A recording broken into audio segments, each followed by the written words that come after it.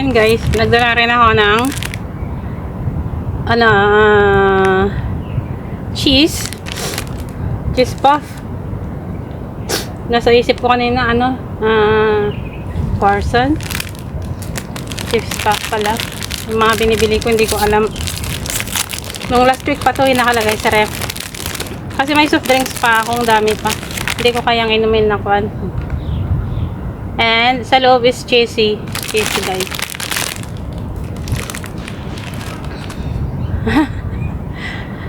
Maalat ang cheese. Ang sarap. Mabutter kasi.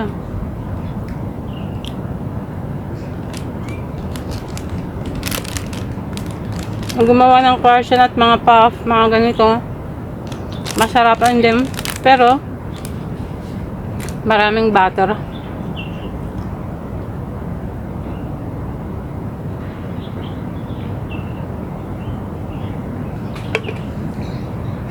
So, sa dami ng kinain ko, kailangan natin ilakad-lakad mamaya.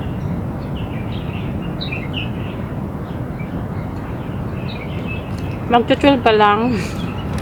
Alam niyo ba kung bakit ako nakapagluto, maagang lumabas? Nasa bakasyon yung mag-asawang amo ko for 1 week.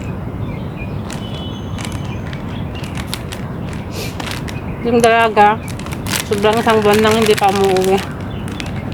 May sariling negosyo. Sarap talaga maging mayaman.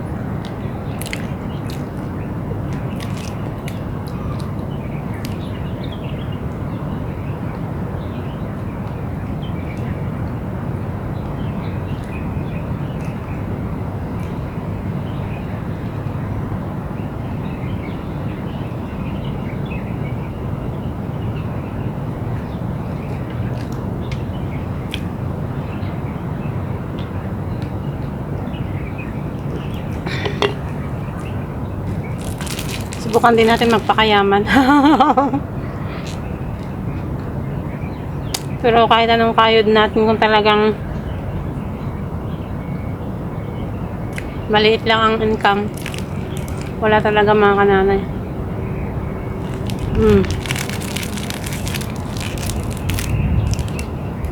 So, dahil wala akong basurahan dito,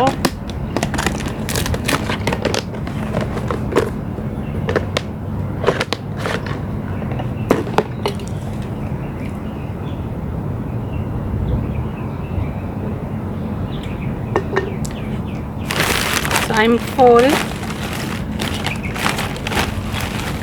Hindi ko pa naubos yung ano ko.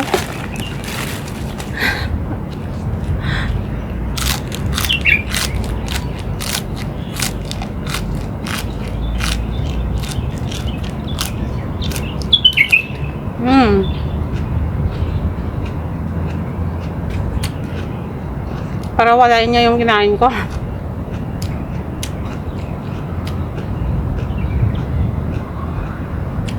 Ayun, gutom ako. Ngayon ko lang nalasaan na masarap pala yung puff na binili ko. Nung bagong bili, binuksan ko, sabi ko, ang alat-alat. Hindi pala. Kasi kumain ako ng ganun nung nasa labas ako sa, sa The Perlin din. Kumain pa ako ng Lays kasi. Hindi naman pala.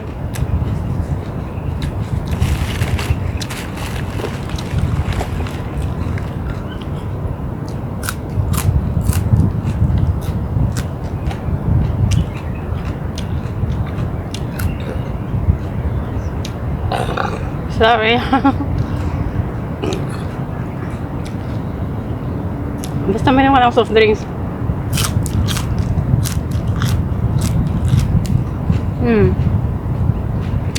Kambing.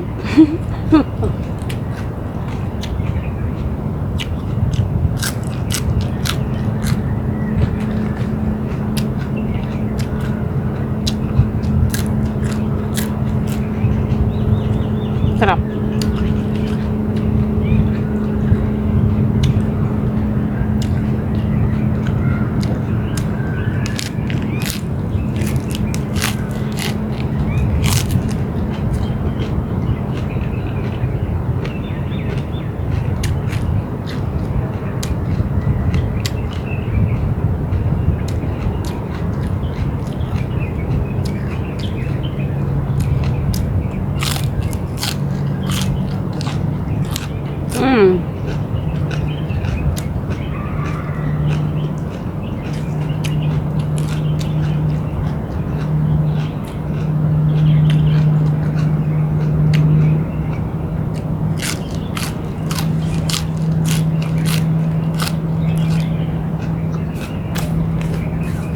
Wala na, sayang.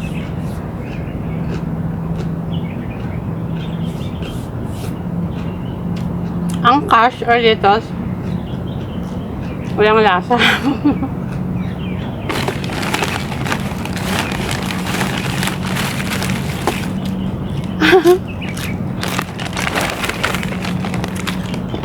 I'm done.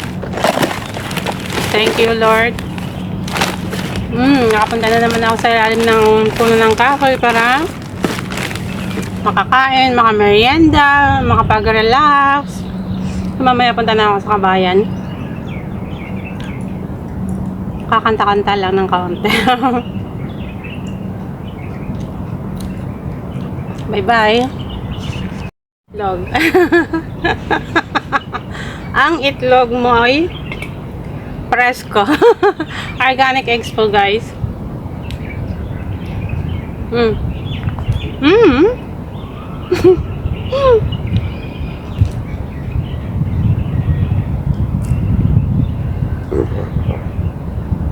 Thank you, Lord.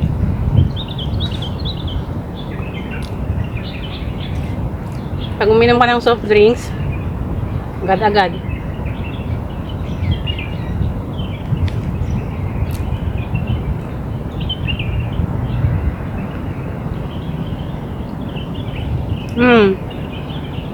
This week lang ako kumain ng eggs, ha?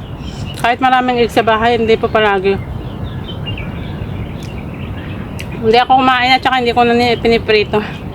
Tatlong kinain ko pero this week lang hindi rin ako kakain sa ano.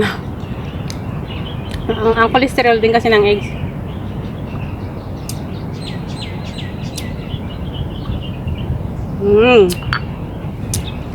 So I'm done with the one egg.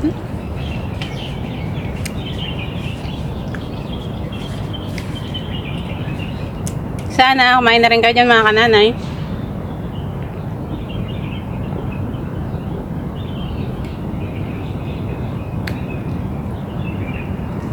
Kahit diet siya, matamis pa rin.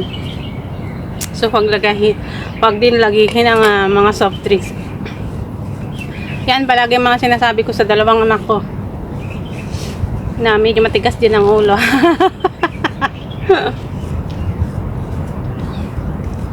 Bye bye! See you to the next vlog. God bless!